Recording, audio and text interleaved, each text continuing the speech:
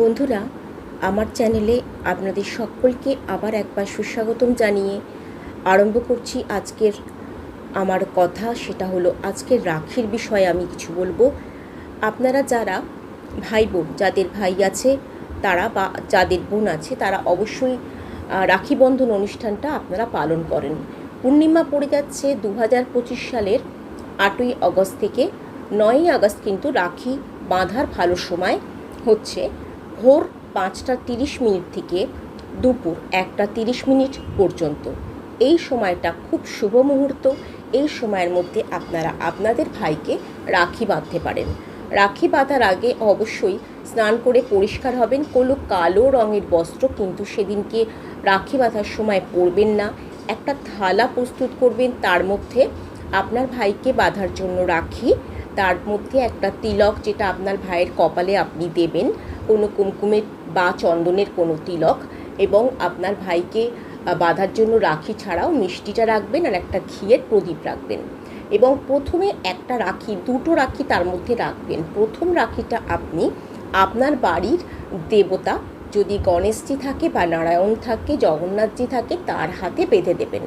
তাহলে অবশ্যই আপনার ভাইয়ের খুবই কল্যাণ হবে। তারপরে আপনার ভাইকে উত্তর কিংবা পূর্ব দিকে বসিয়ে তবেই আপনি আপনার ভাইকে রাখি বাঁধবেন। রাখি বাঁধার সময় যখন বসবেন মাটিতে যদি বসতে পারেন, বা বয়স্ক ভাই বোনেরা চেয়ারও ব্যবহার করতে পারেন, যারা মাটিতে বসবেন আসনে বসবেন, ডাইরেক্টলি মেঝেতে বসবেন না। এবার রাখি বেঁধে আপনার ভাইকে অবশ্যই আপনার ভাইকে আশীর্বাদ করবেন। বড় হলে তার পা ছুঁয়ে আপনি প্রণাম করবেন।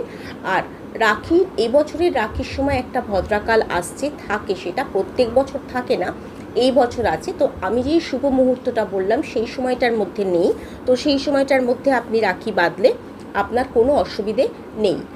এই দিনটা চেষ্টা করবেন, এমনিতেই পূর্ণিমা, আপনারা যারা মানেন তারা নিরামিষ খাওয়ার জন্য চেষ্টা করতে পারেন বা নিরামিষ খেতে পারেন, সেটা আপনাদের ব্যাপার।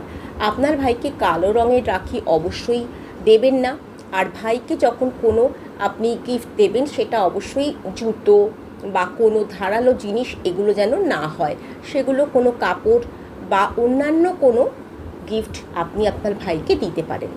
এবার বলবো, আপনার ভাইয়ের একটা সুন্দর জিনিস যেটা যদি আপনি করেন, তাহলে আপনার ভাই বা আপনার দাদা বা আপনি যাকে ভাই দাদা মেনেছেন, সে আপনার নিজের না হলেও তার সারা জীবন সে সুরক্ষিত থাকবে এবং তার আয় উপার্জন প্রচুর বৃদ্ধি পাবে এবং সমস্ত বিপদের হাত থেকে সে রক্ষা পাবে।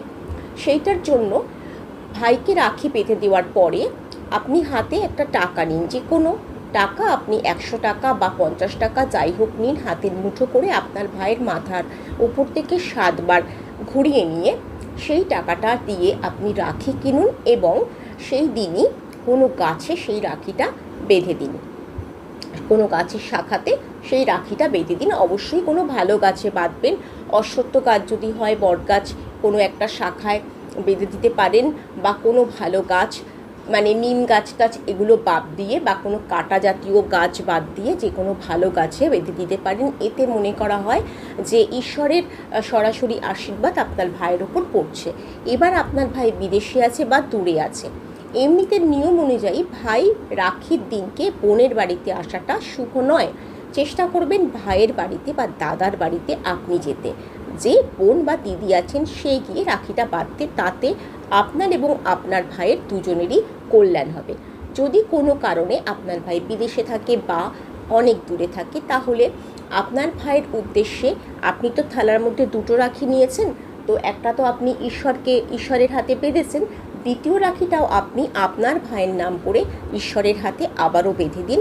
এবং বিশ্বাস রাখবেন এই রাখির যে পজিটিভিটি সেটা আপনার ভাইয়ের কাছে পৌঁছে যাবে, এবং আপনার ভাইয়ের জন্য আপনি যা উইশ করছেন তার মঙ্গল কামনার জন্য সেগুলো অবশ্যই আপনার ভাই অবধি পৌঁছবে। অবশ্যই ভাইকে ফোন করবেন বা ভিডিও কলে কথা বলে নেবেন। এই বছরে একটা বিশেষ সতর্কীকরণ বার্তা আমি দেবো।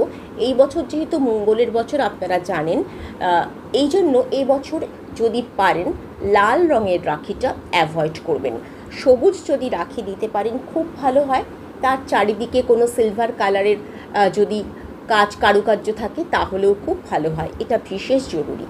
আর অবশ্যই যে থালাটা নেবেন সেই থালাটা কোনো স্টিল বা প্লাস্টিকের নেবেন না। চেষ্টা করবেন কাঁসার থালা, পিতলের থালা বা তামার থালা নিতে। যদি সেটা আপনার না থাকে, আপনি তাহলে কাঠের থালা, যেগুলো পুজোয় ব্যবহৃত হয়, বা আপনি দোকান থেকে কারুকার্য করা সুন্দর মাটির থালাও পাওয়া যায়, সেটাও কিনে আনতে পারেন ইউজ অ্যান্ড থ্রোয়ের জন্য। প্রদীপটা রাখবেন, অবশ্যই ঘি দিয়ে জ্বালাবেন। ঘিয়ের প্রদীপ বিশেষ তাৎপর্যপূর্ণ যে কোনো পুজোর ক্ষেত্রে, আর এটা যেহেতু পূর্ণিমার পুজো। এই হলো রাখির ব্যাপার, অবশ্যই পালন করুন এবং রাখি পূর্ণিমায় সবাই ভালো থাকুন।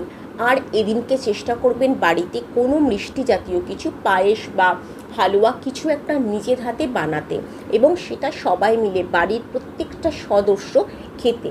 এতে আপনাদের প্রত্যেকের মঙ্গল হবে, কল্যাণ হবে।